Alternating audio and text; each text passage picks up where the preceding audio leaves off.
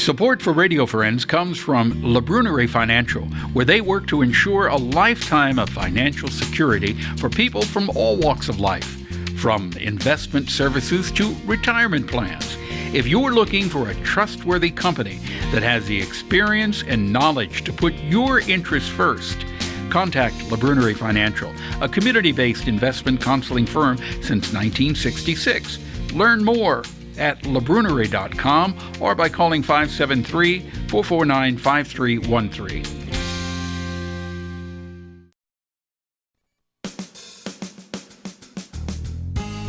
Good morning and welcome to Radio Friends on Monday, March the 19th. We're going to talk about mostly opera today. I want to introduce you to Rebecca Talbert. Good to have you here. And Patrick Clark.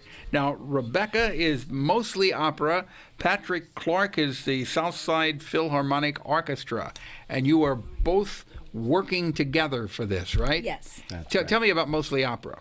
Well, mostly opera. This is our second production. We've been in Jefferson City for 2 years now. Mm-hmm. First production was Hansel and Gretel, which we also collaborated with Patrick here with the Jefferson City Symphony, and now we're collaborating with his chamber orchestra, the Southside Philharmonic. Yeah. So this is a pretty big deal, isn't it? Yes, it is. The Magic Flute? Yes. Tell me about it. Well, it's Mozart's Magic Flute, the fairy tale opera, comic opera. It has spoken dialogue in it. It's really exciting. If you like musicals and you've never been exposed to opera, this one would be a really good one for you. We're doing it in English. Has the Queen of the Night. The Queen of the Night, really exciting, kind of scary character. Mm-hmm. Lots of fun. Yeah. Is it a difficult production to do? I wouldn't say difficult. It's a lot of fun. It's challenging. How many people are in it? The cast is 22. 22? Yes. And that's not counting Patrick Clark's Southside Philharmonic Orchestra. Right. So this is a pretty big production then. What about the music, Patrick? Well, Mozart is great. Everyone knows the name, of course. The thing that's wonderful about Mozart is that there's always a sense of humor in the music. The surface is clean and perfect, which somehow makes it even more humorous. I don't know why.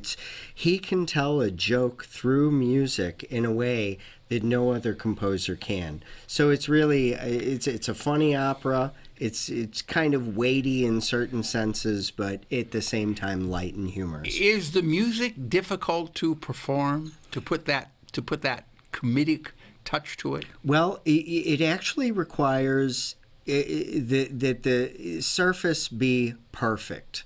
In Mozart, it always requires that. So it's not so much that the notes themselves are difficult, but the absolute perfection, it's difficult. So how many days, weeks, or hours have you been working on this production? Oh, I couldn't give you an hour count, but we started rehearsals at the end of January. At the end of January? Mm-hmm. So you've been working a month and a half already? Yes. How many times a week? 3 times a week. 3 times a week from what, 2 or 3 hours at a time? Oh, yes. That's a lot of commitment. That's a lot of commitment for 22 people and then the musicians, too. And you all get along just fine. Yeah. I'll say that. I don't know. So when does it start? The production? Yeah. It is March 22nd. Okay, March 22nd. Is one time only? May I add something to that? We have been working very hard on having a Columbia performance on March 23rd, and I believe that we are going to have that at Memorial Baptist Church on March 23rd. But they will have to. We'll have to check the website to know for sure. All right. Well, it will be March 22nd in Jefferson City, and perhaps March 23rd in Columbia, depending on how much interest you get in that, right? Yes, in many details. But check the website, and I'll give you that website here. And thank you so much for coming by. We appreciate it, okay? Thank you very much. So there's two websites, jcmostlyopera.org. That's one. And then you can check Patrick's website, which is the Southside Philharmonic Orchestra.org, and you will find, what, Patrick? SouthsidePhilharmonic.org. southsidephilharmonic.org. Okay, southsidephilharmonic.org, and you'll have all the information on there. You know there's one on March 22nd. Check to see if there will be one March 23rd in Columbia. Okay? Thank you. Now, Monica McMURRY is with us from Stevens College. Good to have you here, Monica Hi, McMURRY. It's good to be here. Yeah, you've got several things you want to mention today going on at Stevens, right? There are a few things going on this spring at Stevens. One of the pieces that we want to talk about is a fashion show, which is a big event for Stevens And it's always College. an unusual fashion show. Yeah, this is our 74th annual fashion show called The Collections, and it's April 14th. There'll be three shows, one at 2, one at 4:30, and one at 7. Yeah. And so that features students' garments from the fashion design program that they've made all year. I remember years ago when we were doing Pepper and Friends show, we used to have that fashion show on. And you had some of the most unusual, fashions you will see anywhere. So mark it on your calendar. It's when? April the 14th. April the 14th at Stevens. Then what else have you got? And then we are doing a fashion camp for middle school students, girls, in the summer, July 16th through the 20th. It's called the Fashion Immersion Camp. And so students will, we say that they're igniting their inner fashion soul and creating do-it-yourself projects, some sewing. They're going to do scavenger hunts, make tote bags. They're going to do a simple skirt. They're going to do a mini fashion show and just a little entry into what it's like to get into the fashion industry. So this is a summer camp. Summer camp. And there'll be information on the Stevens website probably under events. Okay. So that would be something to look for, and that would be stevens.edu. Yeah. We also have a costume museum gallery. A what? A costume museum gallery Okay. where we have historic clothing. And that is in Layla Rainey Wood Hall, which is on the corner of College and Broadway.